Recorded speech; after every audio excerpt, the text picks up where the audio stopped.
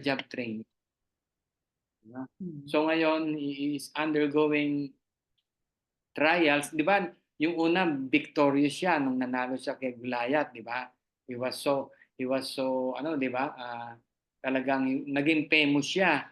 And then, nagkaroon ng shift sa buhay niya, bigla.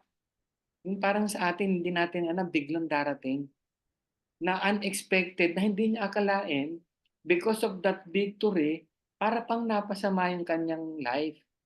Di ba? Paano, how can he ano understand those things na nakatulong siya na kasi kung natalo sila kay Goliath, they will become slaves forever. Yun yung condition eh. And nanalo siya. Kaya naging very famous siya. And then at the end, eto na, si Saul, biglang nagkaroon ng selos sa kanya at hindi akalain ni David ito. Guys, di ba? Yung problema dumarating sa atin, it's really it comes na unexpected ways, di ba? Coming from a victory tapos biglang eto na, di ba? And he's running away from one place to another. Hindi nakita ni ni David, di ba? And yet eto siya, napakahirap ng kanyang buhay. Kumbaga sa NPA siya, no permanent address. 'Di ba?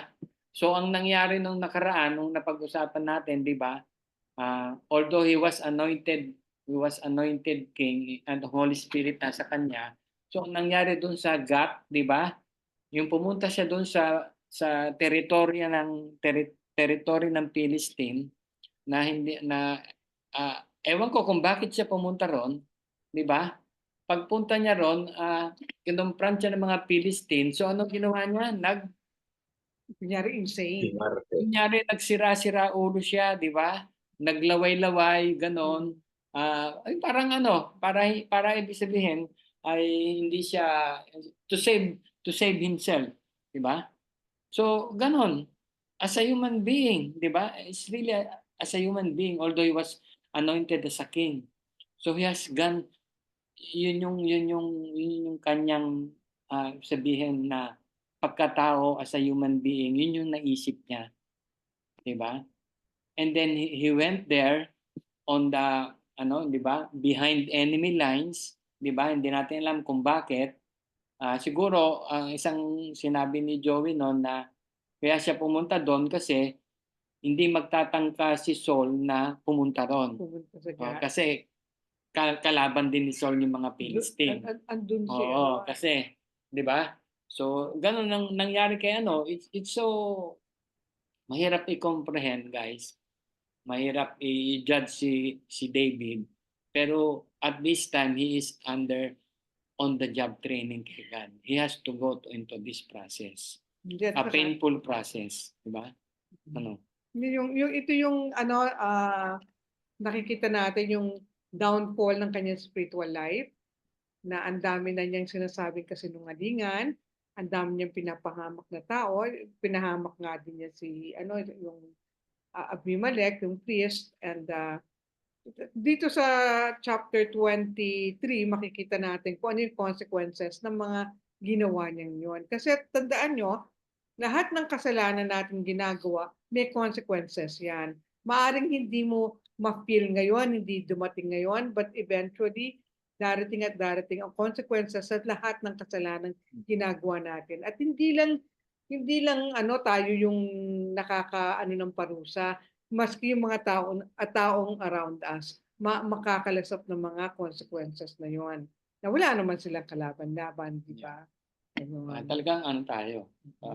Pagkat sabi rin ng Bible, there is none righteous, there is no one. Di ba? So let's go to chapter, tayo ngayon? 22. Chapter 22.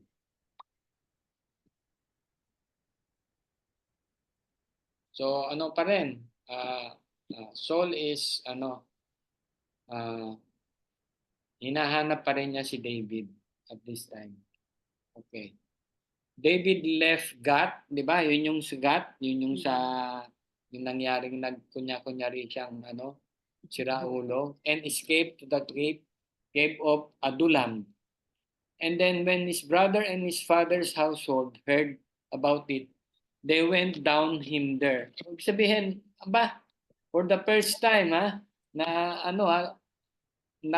nagkita-kita yung si Jesse, tsaka yung mga kapatid niya, tsaka yung mga household niya, pinuntahan nila si David dun sa cave. It was a cave. They went down to him there. All those who were, all those kasama ng mga anak, kasama ng mga tatay niya, si Jesse, mga kapatid niya, kasama niya doon yung mga taong Desolate. distress, di ba? Yung mga may utang, yung mga discontented sa mga sa buhay, di ba? Kasama nila at binisita nila si David, di ba? Yung mga taong yon, guys, eventually malalaman natin yung malaki yung kanyang part sa buhay ni David. Okay. So, marami sila, di ba? From there, David and became their commander. Okay, mabasa. Paano, ano yun? Ano nangyari? Stop. Ay, hindi. Hindi. Dali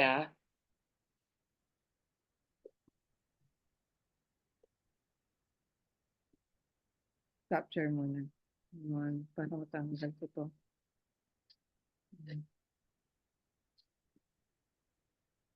Ayan. Okay, so, ayun.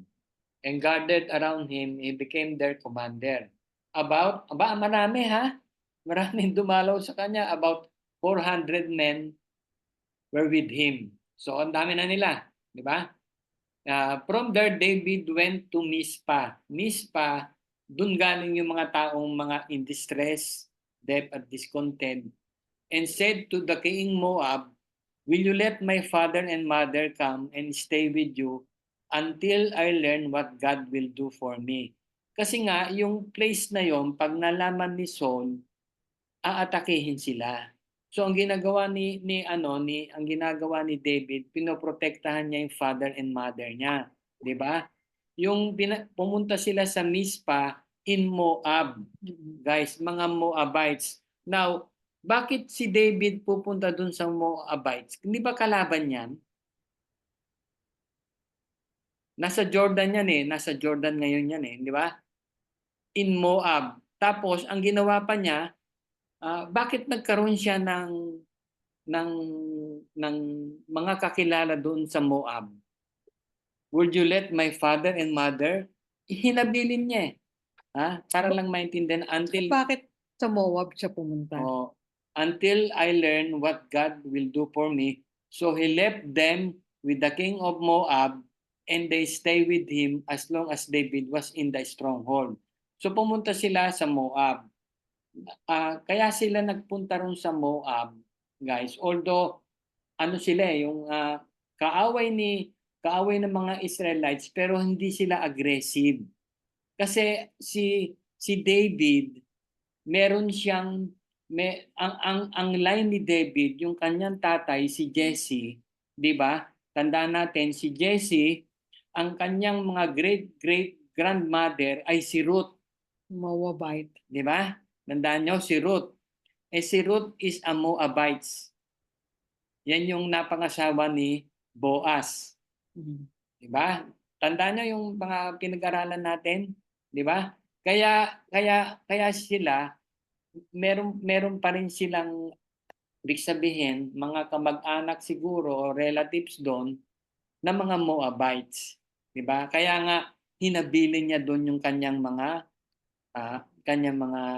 father and mother, di ba? So kaya sila naandun. Okay? But the prophet God said to David, "Do not stay in stronghold, go into the land of Judah." So David left and went to the forest of Heret. Okay, verse 6. Now Saul, eto na, heard that David and his men had discovered. And Saul was seated, spear in his hand, under the tamarisk tree in the hill of Gibeon. With all his officials standing at his side, he said to them, "Listen, man of Benjamin, Will the son of Jesse give all of you fields and vineyards? Will he make all of your commanders a thousands and the commanders of 100? Is that why you have all conspired against me? Sino yung pinapatukoy ni Saul dito? Sino yung mga yon? Sino kausap niya? Sino yung kausap Mga niya rito? priest of Nod. Yeah. Nob pala yun. Yeah, oo. Ahimelech. Natandaan niyo ba yung pumunta si David doon sa sa Abimelech. Temple. sa temple. Doon sa Binigay Holy of Holies, di ba? Abimelech yung Oo. spear ni Goliath. Goliath. Yung nagugutom si David, hinihingi niya yung loaf of bread na andun sa Holy of Holies, di ba? Alam niyo, di ba? So, yun. Ito yung mga yon, di ba? Is that why you have all conspired against me? Kasi, alam mo si Saul, ang galing ng kanyang ang galing ng kanyang tawag nito, intelligence. Kung saan pumunta si David, nalalaman niya. Di ba? Wala namang cellphone noon, di ba? No one tells me when my son makes a covenant with nalaman pa niya 'yon. 'Di ba? Covenant with Jonathan. Covenant with the son of Jesse, 'di ba? Nalaman niya. Ibig sabihin merong may spy all over si Saul, 'di ba? During that time. None of you is concerned about me or tells me that my son has incited my servant to lie in wait for me as he does today. So, okay. Loy, pakibasa ng 9. But Doeg, the Edomite, who was standing with Saul's officials, said, I saw the son of Jesse come to Ahimelech, son of Ahitub, at Nob. Ahimelech inquired of the Lord for him, and he also gave him provisions and the sword of Goliath the Philistine. Then the king sent for the priest Ahimelech, son of Ahitub, and all the men of his family who were the priests of Nob, and they all came to the king. Saul said, Listen now, son of Ahitub. Yes, my lord, he answered. Saul said to him, Why have you conspired against me, you and the son of Jesse, giving him bread and a sword, and inquiring of God for him, so that he has rebelled against me and lies in wait for me as he does today? Okay, so nalaman, 'di ba? Nalaman lahat 'yon. 'Di ba? Detalyeng-detalye, 'di ba? 14. Ahimelech answered the king, Who all of your servant is loyal as David, the king's son-in-law, captain of your bodyguard, and highly respected in your household. Was that day is the first time I inquired of God for him? Of course not. Let not the king accuse your servant or any of this father's family, for your servant knows nothing at all about this whole affair. Okay, 16. But the king said, You will surely die, Ahimelech, you and your whole family. Okay, basa 17. Then the king ordered the guards at his side, Turn and kill the priests of the Lord, because they too have sided with David. They knew he was fleeing, yet they did not tell me. But the king officials were unwilling to raise a hand to strike the priest of the Lord. Okay, so hindi yung mga king na inutusan niyang patayin, 'di ba? Parang hindi siya sumang-ayon, 'di ba? Kasi mga priest 'di ba? It was their priest. Parang nagrebelde sila kay kay Saul 18. And the king then ordered Doeg, You turn and strike down the priest. So Doeg the Edomite turned and struck them down. That day he killed 85 men who wore the linen ephod. He also put to the sword Nob, the town of the priest, with its men and women, its children and infants, and cattle and donkeys and sheep. So hindi lang 85 men. Ang dami niyang pinatay. Itong verse 18 na to is really, dito nyo makikita yung talagang pagka-hate ni Saul kay David. 'Di ba? Pinatay niya lahat yung priest. 'Di ba? Lahat 'yun. Killed 85 men. Tapos kasama pa, 'di ba? Kasama pa yung children, women, infants, and cattle, and donkey, and sheep. Ni-wipe out niya lahat. 'Di ba? Ano lang 'yun nakipag-ano lang siya, nakipag-conspire lang sila kay David, Hindi nga nakipag-usap, nakipag-conspire, hindi conspire, hindi parang nga nila alam na hinahabol si oo, David. oo, para kasi sabi ni David no'n, "Bakit ka nandito? Bakit ka nag-iisa?" 'Di ba? Inutusan ako ni Sabi Saul. niya, "Meron akong mission." Nagsinungaling nga si David do'n, eh. So ang ang nangyari napasama pa itong mga priest, Praise. sila pa yung pinatay sila. Kita niyo yung ano ni Saul, kita niyo yung mind niya dito, 'di ba? From from from a friend, 'di ba, naging friend naman sila ni David, pagkatapos nung kay Goliath, 'di ba? Mm. Ginawa siya nga dun sa may ano, sa kanyang palace, kinuha siya, 'di ba? Tapos, 'pag meron siyang masamang dream, 'di ba, inaanuhan siya ni David ng kanyang harp, 'di ba? Eto yun, and then suddenly hindi ko talagang maisip, guys, kung paano nangyayari ito kay Saul. For a simple reason, jealousy, 'di ba? Ano naman, guys, kung tutuusin, 'di ba, si David naman, hindi naman siya ang line next to kay King Saul, Ang alam ni King Saul yung anak niya, 'di ba? Kaya na sobrang galit nga ni Saul kay Jonathan, 'di ba? Nag-conspire siya kay David, 'di ba? So, sobra, guys. Talaga, guys, jealousy is very bad para sa atin, 'di ba? Eto na yung pinaka-worst na ginawa Ni ni King Saul. Saul sa because of that, 'di ba? Ang nangyari naman, but one son of Ahimelech, son of Ahitub, named Abiathar, escaped. May nakawalang isa, Fled to join fled to David. join David. He told David that Saul has killed the priest of the Lord. Then David said to Abiathar, that day when Doeg the The Edomite Edomites was was there. there, I knew he'll be sure to tell Saul. I'm I am responsible responsible for the for the death of death of your your whole whole family. family. Stay with me. Don't be afraid. The man who wants to kill you is trying to kill me too. You will be safe with me. So maganda rin naman yung sinabi ni David na inako niya yung kanyang responsible. Hanggang diyan na lang yan, di ba? Mm. Okay. Sige, tuloy na lang natin ng 20 Akala ko hindi natin na 23. Let's go to 23. So ganong kagalit na ganong kagalit na si Saul kay David, Walang Kila. okay. When David was told, "Look, the Philistines are fighting against Keilah." Keilah is in Canaan, and are looting and threshing floors. He inquired the Lord saying, "Shall I go and attack this Philistine?" Sabi niya, kailangan ko bang atakuhin ang mga Philistine? Di ba? The Lord answered him, "Go attack the Philistine and save Keilah." But David men said to him, "Here in Judah we are afraid. How much more then if we go to Keilah against the Philistine?" So guys, 'di ba, yung bakit si David, bakit niya aatakihin si Keilah na ina-attack ng mga Philistine? Hindi ba dapat si King Saul ang mag-a-attack doon?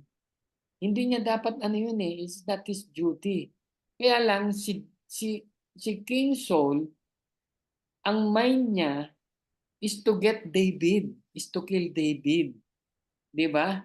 Kaya kaya ito si David tuloy ang ang umaako, para hindi masakop ang Keilah, town of Keilah, tama? Kaya lang he inquired in the Lord, sabi niya, "Shall I go attack these Philistines?" Guys, the Lord answered him, "Go attack the Philistine and save Keilah." Ito naman ang maganda kay David. He inquired the Lord. 'Di ba? Hindi yung basta na impulsive ka, yung very impulsive tayo, 'di ba? Lalong-lalo na if we have a very major decision in our life. 'di ba? We go impulsive, 'di ba? Pero ito si David, he uh, he asked the Lord, "Shall I go and attack the Philistine?" Alam niyo ba yung force ng ni David no'n? Yun yung 400 na mga Desolate, desolate, na mga may utang, ano pa isa? Ano ang tawag do'n? ano Yung ba yun? Teka. yeah, mga taong ibig sabihin, ah, anong term ang iaano niyo sa mga tao ni David ngayon? Anong mapi-picture niyo? Mga Mga ano sila? Mga patapon. rejects. Outcast. Outcast, Outcast, mga patapon. So ibig sabihin ano 'to, mga palaban. Ito yung mga taong yung sabihin kumbaga sa buhay,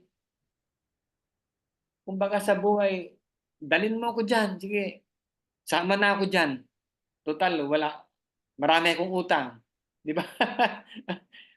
Desolate ako, sabihin distress, gano'n. Ito yung mga tao na kasama ni David. Ito yung kanyang army. Everything is sabihin, walang experience sa military, kundi yung kanilang mga experience sa buhay nila. The Lord answered him, sabi niya, "Sige, go and attack." Kaya lang si David man said to him, "Here in Judah we are afraid." So nakinig din naman si David dun sa kanyang mga dito nga sa Judah, takot na kami rito. How much more sa Keilah, kasi mas marami ang mga Philistine sa Keilah. Occupied talaga ito ng mga Philistine, eh. Okay, verse 4. Once again, for the second time, David inquired the Lord, and the Lord answered him, "Go down to Keilah, for I am going to give the Philistine into your hand." Diba? So David and his men went to Keilah, fought the Philistine, and carried off their livestock. He inflicted heavy losses on the Philistine and saved the people of Keilah. Now Abiathar, the son of Ahimelech, has brought ephod down with him when he fled to David at Keilah. Okay. So, additional ko lang to guys, kasi itong verse 6 sabi niya, "Now Abiathar, son of Ahimelech, has brought the ephod down with him when he fled to Keilah." Okay. So yung si Abiathar na to, nung umalis siya dun sa nung nakaligtas siya, kasama niya yung kanyang ephod. Alam niyo ba yung ephod? Ephod, E-P-H-O-D. Yan yung damit ng high priest. Yan yung siya lang pupunta sa Holy of Holies, di ba? Pag ini-inquire niya, pag meron silang tinatanong kay Lord, yung ephod na yon, merong 3 stone yon. Guys, kasi ganun ang tanong nila sa Lord during that time, na kung pupunta ba sila o hindi. Kaya nga ang tanong ni David dito, answerable by yes or no. 'Di ba? Meron 3 stone 'yon. May mga kulay. Merong isa doon, pag yun yung nakuha ng high priest na yon, it's either yes, no, or wala, blanco. Ibig sabihin, you have to wait. Parang tayo guys, parang tayo. If we are inquiring on the Lord, 'di ba? Sa ating mga problema, gusto natin ng kasagutan. It is either yes, it is either no, or is either wait.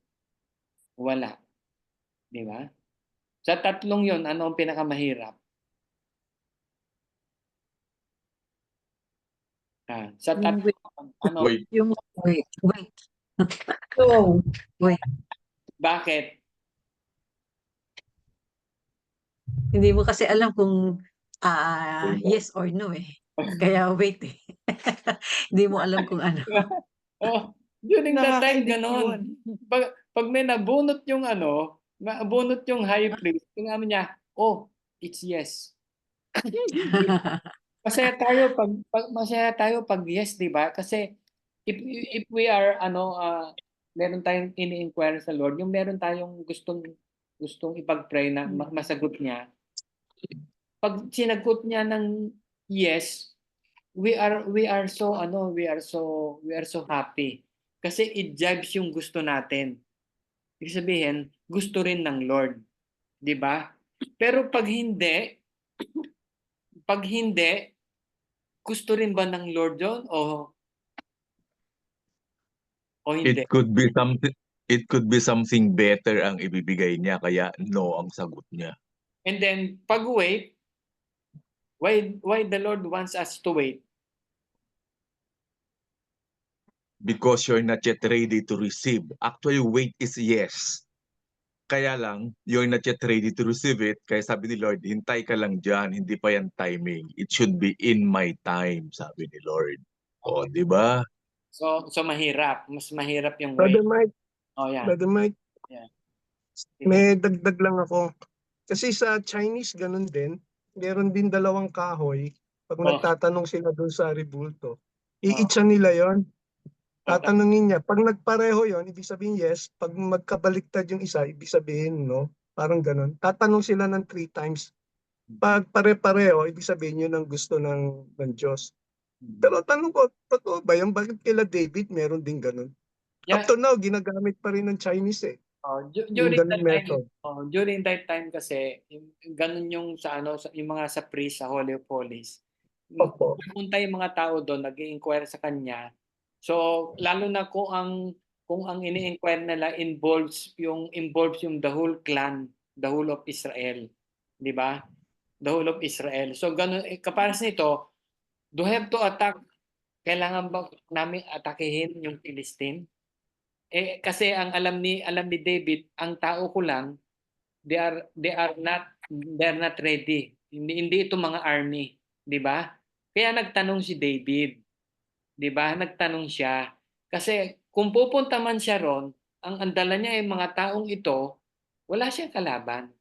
Wala siyang kalaban, 'di Pero ba? yung tanong ko, sir, yung pag initsa nila yung stone na yun, ibig sabihin yun na yung sagot ni Lord? Pag ganon? O dito, during that time. Pero yung sinasabi Dito sa sa... Chinese, hindi ko alam kung totoo yun. Oh. During Kasi that sa time, Chinese, yes. yeah, sa Chinese ngayon, ginagamit pa nila yun. Yeah, Tatanong sila. So, ibig sabihin, meron din sa Chinese, meron din sa Israelite na gano'n. yeah, sa Israelites gano'n. Oo. Pero ngayon, ano ang basehan natin? Word of God. Word of Salita God, ng Panginoon. salita ng Panginoon, di ba? It's really the word of God. So we have, pag hindi tayo nagbabasa, wala.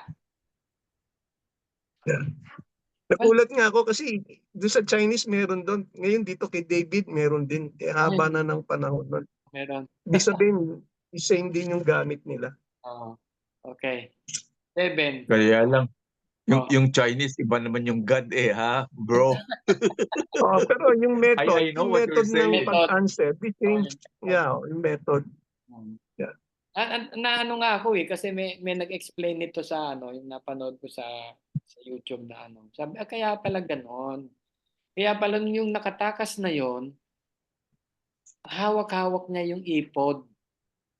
Yung ipod na yun kasi napaka-importante sa kanila. Di ba? Tapos Yes. sa verse 7, Saul was told that David has gone to Keilah. Ayan na naman. Di ba? Palagi ko may drone si Saul during that time. Siya di ba? Ang galing ng kanyang intelligence God has delivered him into my hands. Di ba? For David has imprisoned himself by entering a town with gates and bar. So sabi ni Saul, nandito kayo kay Keilah, di ba? Patay na kayo. Kasi itong town na to, may gates ito. Di ba? Naka-gated lahat yan. Wala na kayong escape. And Saul called up all his forces for battle to go down to Keilah to besiege David and his men. 8.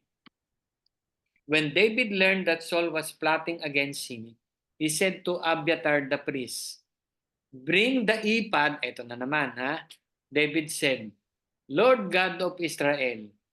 Di ba? Sabi niyo bring the ephod. Ephod ba yan o ipad? Ephod, di ba? God of Israel, your servant has heard definitely that Saul plans to come to Keilah and destroy the town on account of me. Will the citizens of Keilah surrender me to him? Parang sabi ni Saul, tinatanong niya yung itong proseso dun sa ipad process, sabi niya, eto bang mga Keilah na aking tinulungan na para hindi sila makonquer ng mga Philistine, ito ba mga citizen na to, isusurrender ba nila ako kay Saul? Ito yung tanong Di ba? Will the citizens of Keilah surrender me to him? Yes. Di ba parang, sabi niya, parang ba't kaya ganun yung tanong ni David? Tinulungan niya itong mga itong mga Keilah, di ba? So, will Saul come down as your servant has heard? Lord God of Israel, tell your servant. And then, the Lord said, He will. Ang ibig sabihin lang niyan, guys, bumunot uli ng yung si yun, pangalan to? Yung priest si Abiathar, di ba? Bumunot uli ng stone at ang nabunot ay yes, he will. Ito, again, parang hindi makapaniwala si David. Again, David asked, will the citizens of Keilah surrender me and my men to Saul? Diba? And the Lord said, they will. Bakit alam ng Lord? Kasi the Lord sees our heart. Diba? Ang ni David, diba? Yung sabihin, parang kung kayo si David, malalaman nyo na sinave nyo yung isang town na to para sila ay makonquer. And then, in-inquire mo, tapos, iaano ka pala? Diba? Isusurrender ka pala. Diba? And the Lord said, they will. So David and his men, about 600 in number, umalis sila. And kept moving from place to place. When Saul was told that David was escaped from Keilah, he did not go there. Diba? So, kita nyo yung on-the-job training ni David. Diba? Yung kanyang trust. Diba? Yung kanyang, ibig sabihin, tumulong ka, and yet, yung mga tao, he will be betrayed. Diba? Diba ang sama-sama? Diba ang sama-sama ng loob? Diba? Have you gone on na-experience nyo ba yung na-experience ni David? Tumulong ka na, ikaw pa ang masama. Diba? Ikaw pa yung napasama. Diba? Umalis si David. Moving from no permanent address. Diba? So, iba talaga yung nangyari kay David. Diba? So, 14, David stayed in the wilderness. Nasa gubat siya. In the hills of the desert of Ziph, day after day, Saul searched for him, but God, tingnan nyo guys but God did not give David into his hands. Right. So wala sa mga tao. So what's the point? Ano yung ating lesson learned dito sa verse 14? When we are protected by God, wala silang magagawa. Diba? Hindi ang tao ang magsusurrender sa atin. Hindi. Ang gagawa ng desisyon. And then God can seize the heart of the people. Diba? Basa niya. Diba? Kaya tayo guys, pag meron tayong kagaya ng sinasabi nga ni Mel, if we have bagyo sa buhay na dumarating na nagme-merge, di ba? Nagkakasabay-sabay, yung hindi pa tapos, may dumarating na, nasalanta ka na, may darating pa uling nasalanta, and then inquire on the Lord. That's the best. Di ba? Do not sabihin yung huwag kang magsawang mag-pray. That's one thing. Maski mag-wait ka, walang nangyayari, I've been waiting, I've been praying, walang nangyayari. Ang ano kasi diyan, naririnig niya tayo. Kasi ang Holy Spirit nasa atin, guys, eh.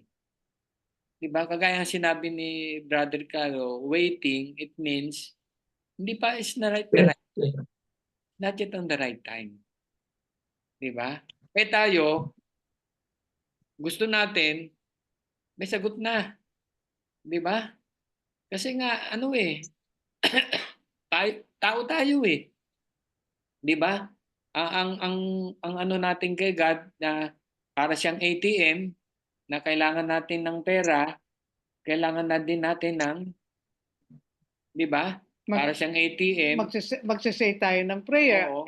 I-expect natin na may sagot ka, may agad, sagot ka agad, may cash in. 'di ba? Meron tayong kagad cash, ganun tayo eh. Sa tagal siguro ng ating pagiging Kristiyano, parang hindi ganun ang proseso ni God. Hindi ganun talaga. Di ba? So okay, Lloyd 15. While David was at Horesh in the desert of Ziph, he learned that Saul had come out to take his life. Okay. And Saul's son Jonathan went to David at Horesh and helped him find strength in God. Don't be afraid, he said. My father Saul will not lay a hand on you. You will be king over Israel, and I will be second to you. Even my father Saul knows this. The two of them made a covenant before the Lord. Then Jonathan went home, but David remained at Horesh. Okay. Ano nangyari rito? Pumunta si Jonathan, di ba? Kasi alam din ni Jonathan yung nangyayari. Siyempre, nandun si Jonathan. Bumalik siya doon sa father niya, di ba? Bumalik siya roon eh. So, nalalaman niya na hinahanap talaga si David. So, pinuntahan niya. And then, anong ginawa na ni Saul? Di ba? Kinomfort niya. Guys, kasi alam niya yung bigati nung ni David. Guys, bukod sa prayer, bukod sa panalangin, yung ating mga kasagutan sa ating mga problema, hanap tayo ng tao na makakatulong sa atin para i-lift up tayo. Malaking bagay 'yon. Ha? Mahirap nyong anuhin yan, yung tawag nito, yung sarilinin ninyo. Di ba? Is either your spouse, is either your mother, kung buhay pa, your father, or your brother or your sister. Di ba? Kahit nga guys kahit hindi Christian kung brother nyo, sister nyo na mas matanda sa inyo, yung ganon, di ba? Something na yung kanilang masasabi is, ang sabihin, objective. Di ba? Objective. Hindi, it's neutral sila. Kasi tayo, pag we are in panic, wala. Tayo hindi tayo nagiging objective Di ba? Mas magaling nga kung Christian friends pa. Di ba? So, ito yung ginawa niya, guys. It's a good example of being a Christian. Nung nalaman niya itong talagang best friend niya, pinuntahan niya. At sinagarudo niya, huwag kang mag-alala. Sabi niya, huwag kang mag-alala. Di ba? You will be king over Israel and I will be second to you. Di ba? Di ba? My father Saul will lay a hand on you. 19. The Ziphites went up to Saul at Gibeah and said, Is not David hiding among us in the stronghold at Horesh, on the hill of Hakila, south of Jeshimon? Now your majesty came down whenever it pleases you to do, so you'll be responsible for giving him into your hands. Saul replied, the Lord bless you for your concern for me. Go and get more information. Find out where David usually goes and who has seen him there. They tell me he is very crafty. Find out about all the hiding places he used and come back with me with the fine information. Then I will go with you. If he's in the area, I will track him down among all the clans of Judah. So, yan. Ha? Yan yung buhay ngayon ni David, guys. Hiding from one places to another, 'di ba?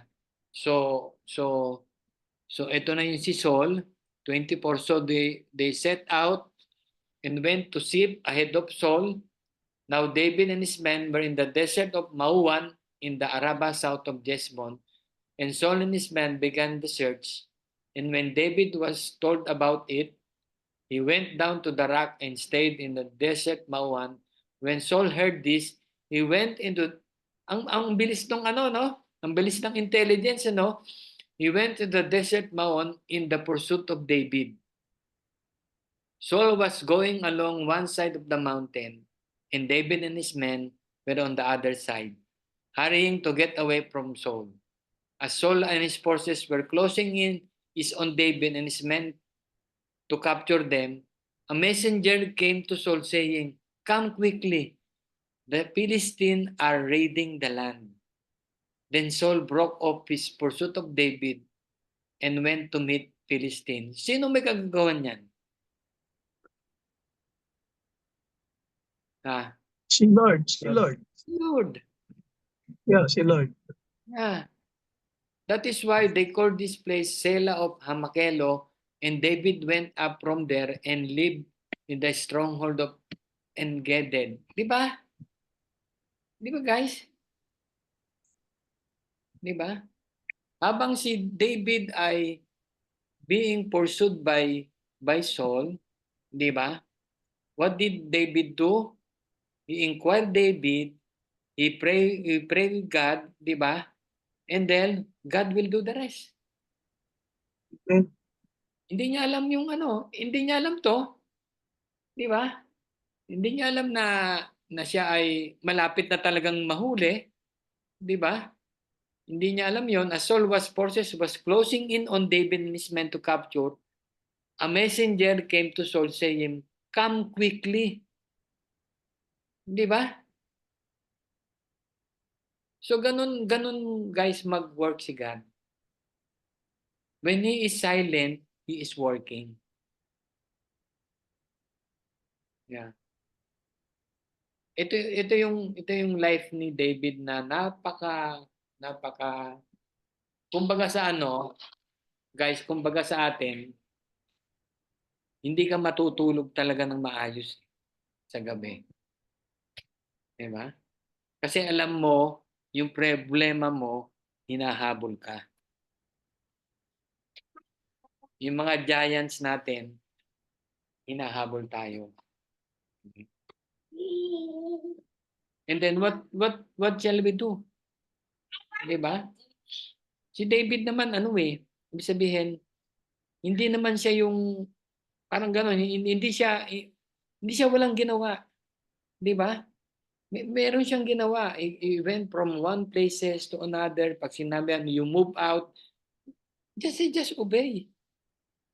'Di ba? He just obey. Kasi hindi natin alam guys talaga yung ano ng Lord. Hindi natin talaga alam yung kanyang He will never, hindi niya alam yung plano sa atin. Pero ang one thing I'm sure, based on my experience, based on my from how many years of my Christian is, He operates dun sa mga problem natin on a different way. Iba dun sa iniisip natin. Kasi hindi ba tayo pag may problema, may solusyon tayo eh. Ang solusyon natin, the easy way. Yung ano, di ba? Pero if you will analyze, yung solution ni God is different from yung iniisip natin. It's really entirely different. Di ba? And then magugulat ka na lang. Di ba? That's why, okay. Lloyd, paano to? Stop sharing na. Stop share. Okay. Sandali ha. Tapos na tayo. Yun. Galing ko ah. Brother Mike, Ano? Tuwa Brother ko. Mike, Oh, yeah. Ano? bakit David keep running away, no? Kasi ayaw niya saktan din si Saul because of Jonathan. And King Saul is also anointed by God. Kaya ayaw niya patulan si Saul, kaya takbo siya ng takbo. Iwas lang siya ng iwas. Actually, kung lalabanan niya, baka pwede rin Kasi, remember during his 17 years old siya, kaya niya pumatay ng bear tsaka lion. What is King Saul? Diba? And his men, kayang-kaya niya siguro yun. Pero, is keep on running away, umiiwas na lang siya. Dahil alam niya na tatay din ni Jonathan yun best friend. Kaya Yeah. ayaw niya patulan. Yeah. Yun lang din naisip ko doon. Bakit takbo siya ng takbo, iwas siya ng iwas sa mga problema. No? Kagaya dun sa pinuntahan niyang isang bayan sa anong bayan yun, yung pinagtanggol niya, 'di ba? Tapos Manila. i-betray lang din. I-betray siya, 'di ba? Tinulungan na nga ni David sila pero i-betray pa rin siya. Yun ang masakit, yung betrayal Pag na-betray ka ng kaibigan mo, yun ang masakit Na hindi mo akalain na gagawin sa iyo yun pero yung trust na binigay mo doon sa kaibigan mo tapos bigla kang binetray.